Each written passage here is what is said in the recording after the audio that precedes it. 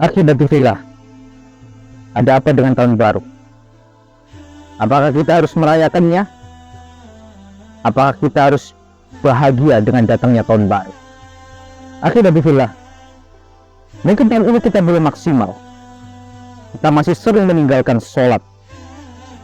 Kita masih sering bermaksiat kepada Allah Subhanahu wa Ta'ala. Lalu untuk apa kita berbahagia dengan datangnya tahun baru? Seorang muslim itu dia harus pandai-pandai untuk memanfaatkan umurnya dalam kehidupan ini. Karena kita akan ditanya, akan dihisab oleh Allah Subhanahu wa Ta'ala. Wa an umrihi, tentang umurmu. Fima afnahu, untuk apa engkau habiskan? Untuk apa engkau gunakan? Kita akan ditanya oleh Allah Subhanahu wa Ta'ala. Akhirnya sebagian orang berbahagia dengan datangnya tahun baru. Bahkan ada yang sampai bermaksiat dengan datangnya tahun baru. Ada yang berzina di malam tahun baru. Ada yang kemudian dia begadang sampai malam sehingga tidak melaksanakan sholat subuh. Ataupun ada yang juga yang memanfaatkan waktunya di malam tahun baru dengan minum minuman keras. Oleh karena itu akhirnya kita itu sebagai seorang muslim memiliki tahun baru Hijriah. Kita dilarang untuk berbahagia, untuk merayakan tahun baru Masehi yang itu bukan tahun baru kita.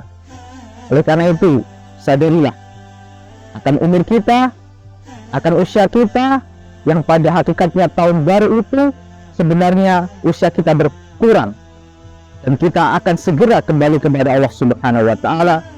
Maka jangan jadikan malam hari ini nanti sebagai malam untuk berlomba-lomba dengan bermaksiat kepada Allah Subhanahu wa Ta'ala, tapi jadikan malam ini adalah malam-malam biasa yang kita segera tidur, kemudian nanti kita bangun di sepertiga malam untuk beribadah kepada Allah Subhanahu wa Ta'ala, lalu kita sholat subuh berjamaah di masjid.